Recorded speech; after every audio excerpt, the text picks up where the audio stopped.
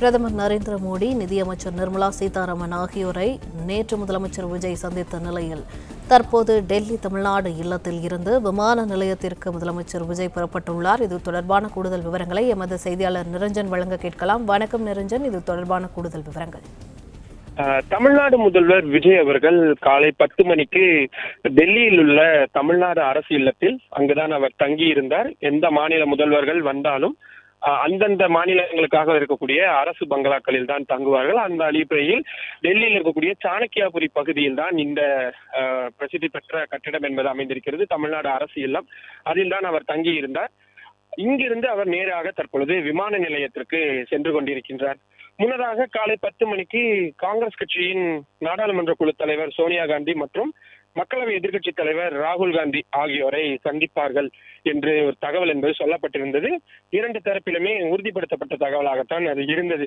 காரணம், அதனால்தான் இன்று காலை அவர் புறப்படுவதாக இருந்தது. ஏனென்றால் நேற்று மாலையே முதல்வர் விஜய் அவர்களுடைய அந்த நிகழ்ச்சி நிரல் என்பது கிட்டத்தட்ட முடிந்துவிட்டது. ஆனாலும் கூட இந்த சந்திப்பிற்காகத்தான் அவர் காத்திருந்தார் என்று தகவல்கள் சொல்லப்பட்டிருந்தது.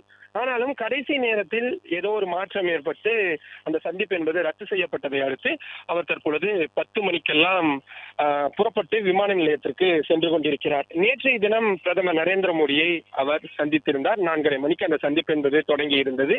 மிக ஒரு குறுகிய சந்திப்பாக இருந்தாலும் தமிழ்நாடு முதல்வர் முன்வைத்த அந்த கோரிக்கைகள் என்பது மிகவும் வலுவானதாக இருந்ததை அந்த டாக்குமெண்ட்டுகளை பார்க்கும் பொழுது தெரிந்து கொள்ள முடிந்தது. அது மட்டும் இல்லாமல் அதற்கு அடுத்த சந்திப்பாக மத்திய உள்துறை அமைச்சர் அமித்ஷா அவர்களை சந்திப்பார் என்றுதான் சொல்லப்பட்டிருந்தது. காரணம், அரசு சார்பாக தமிழ்நாடு அரசு அதிகாரிகள் பகிர்ந்து கொண்ட தகவல்களிலும் அது உறுதியாகவே சொல்லப்பட்டிருந்தது. கடைசி நேரத்தில் அந்த சந்திப்பும் திடீரென ரத்து செய்யப்பட்டிருந்தது. முதலில் நேர மாற்றம் என்று சொன்னார்கள், பிறகு சந்திப்பு ரத்து என்றே சொல்லப்பட்டிருந்தது.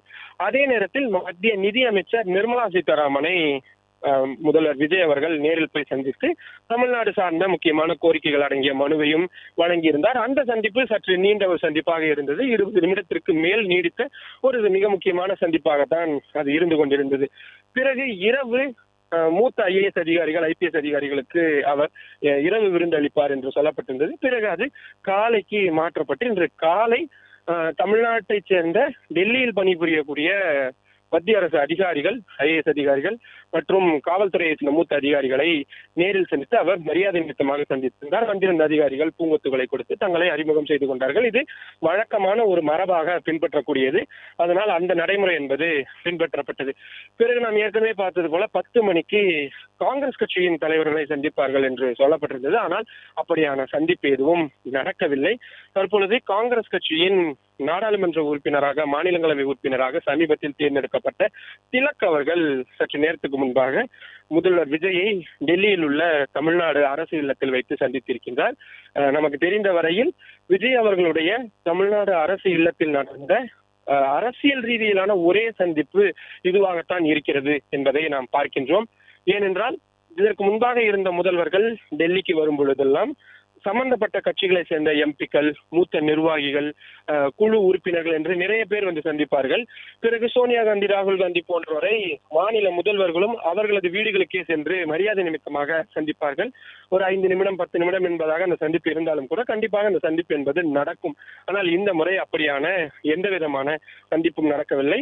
நமக்கு தெரிந்த வகையில் காங்கிரஸ் கட்சியின் மாநிலங்களவை உறுப்பினராக சமீபத்தில் தேர்ந்தெடுக்கப்பட்ட கிறிஸ்டோபர் திலக் மட்டும்தான் விஜய் அவர்களை டெல்லியில் இருக்கக்கூடிய தமிழ்நாடு அரசு இல்லத்தில் வைத்து சந்தித்திருக்கின்றார்.